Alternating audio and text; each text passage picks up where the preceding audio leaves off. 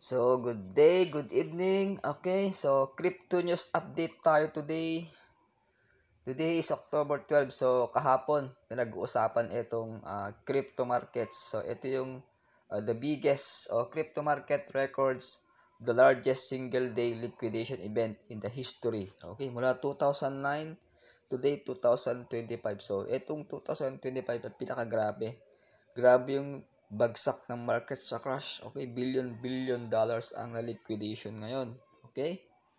So, tingnan natin yung chart. Ayan o. So, mapansin mo yung yung chart niya mula 125,000 sa 4-hour chart. Ayan o. Grabe yung bagsak niya. So, nag-bear market ng 102,000K. So, grabe. So, billion yung nawala dyan. Okay? So, based sa research natin, so, kahapon, October 11, so, the crypto market experienced one of its largest ever liquidation events. So, with around 16 billion to 19 billion dollars ang na-liquidation sa leverage. Yung mga nag-leverage ng long position, biglang bumagsak. Okay? So, kalahin mo, 19 billion dollars. Grabe. Grabing kwan yun. Okay? So, yung Bitcoin nag-drop siya. In some cases, splashing down to $102,000 on certain exchanges before recovering somewhat. Okay? So, dito marami nag-crash, nag-triggered yung mga iba nag-panic na. Okay? So, ano ba yung mga dahilan kung bakit nag-crash yung market? So, nung nagsalita si President Trump, nag-announce siya ng 100% tariff sa mga Chinese tech export at sa mga bagong export controls ng critical software which shock global markets. Pero hindi natuloy yon. Okay? So, ito. So, ito yung mga naging reason kung bakit nag-crash yung market. Okay? So, ito yung ito yung mga na-confirm natin. Okay? So, ang taas na binigay na tariffs na binigay ni Donald Trump sa China. Maabot ng 100% o 130% tariffs on Chinese effective. November 1st, adding export controls on all critical software and escalating trade tension. So, ito yung kanyang statement ni Trump. So, November 1st, adding export controls on all critical software and escalating trade tension. So, dito nagpanic talaga yung market kaya madami nag-sell. Okay?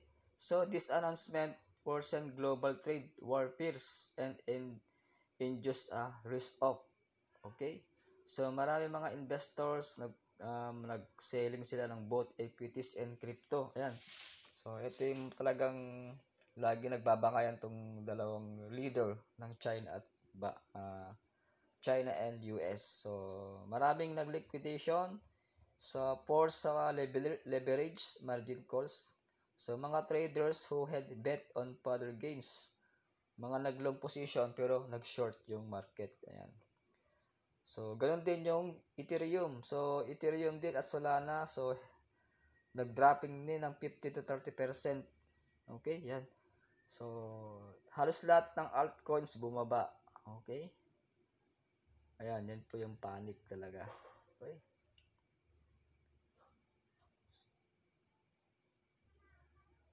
So, dahil dito, natakot yung mga namumuhunan sa buong mundo.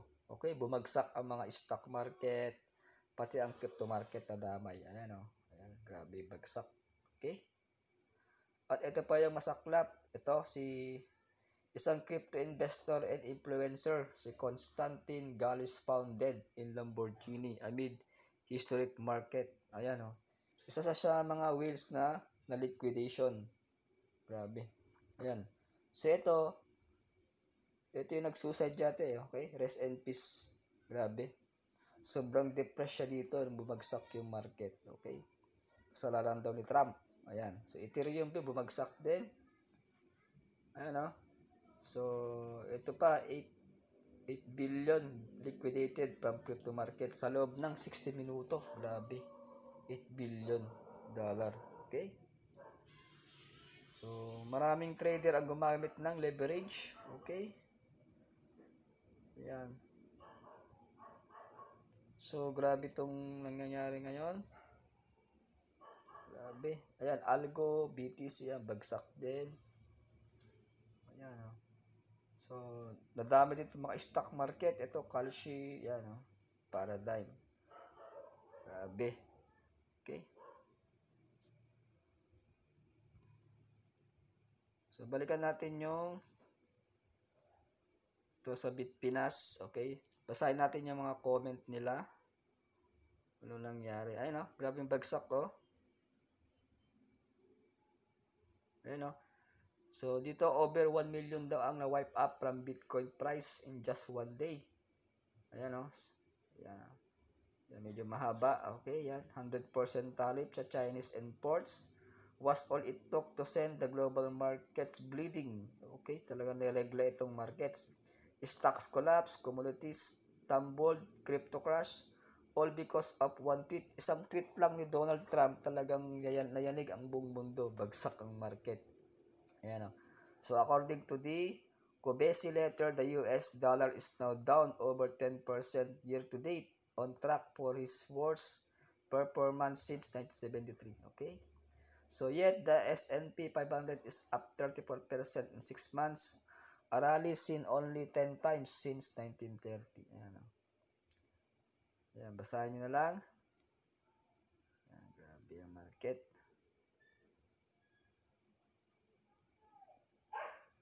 Ayan. So, wonder how many people around Trump had short positions on numerous assets. Must be fun to uncover this president. Ayan. So, sa mga trader, okay, kailangan yung magkaroon ka ng risk management, kailangan yung pera mo lang gusto mo patalo. Kailangan mo namang stop loss pag nag-trade ka, okay? So, napaka-volatility ang crypto, kaya ingat-ingat sa mga trader. Mas maganda muna, so chill-chill lang.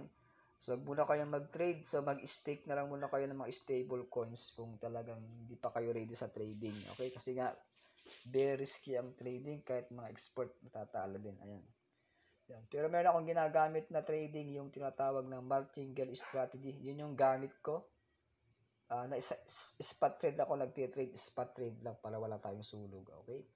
Gumagamit ako ng A-bot, yung Royal Q.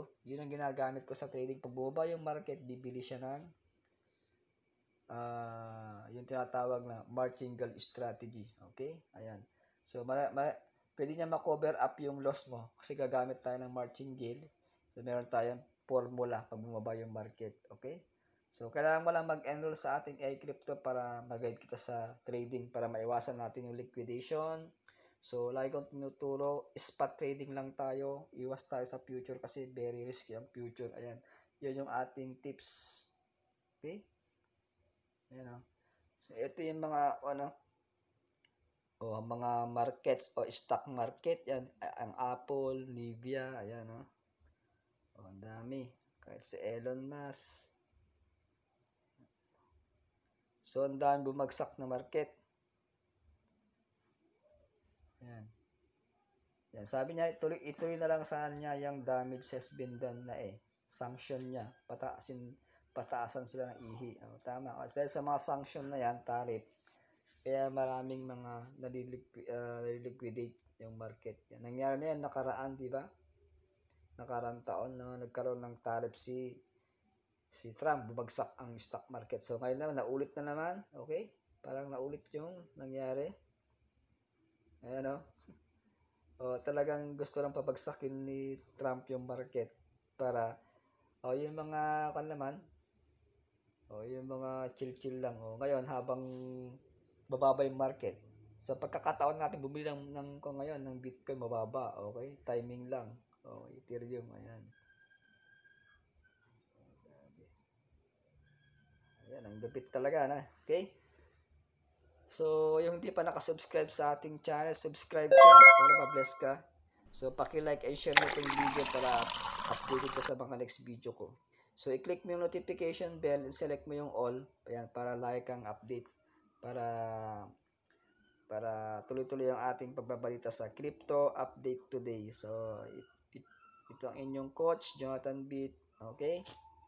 So hanggang dyan lang muna. So thank you for watching. God bless day. So dyan sa description, mag-comments ka ano masasabi mo sa ating crypto update today. Okay? So hanggang dyan lang muna. So, okay? So marami pa tayong mga news dyan. Lalagay ko yung mga links, yung mga previous update natin nakaraang last week. Okay? Para makita nyo yung updated yung ating video. Okay? Hanggang dyan na lang muna. Okay? Thank you for watching. God bless day. See you tomorrow. Bye-bye.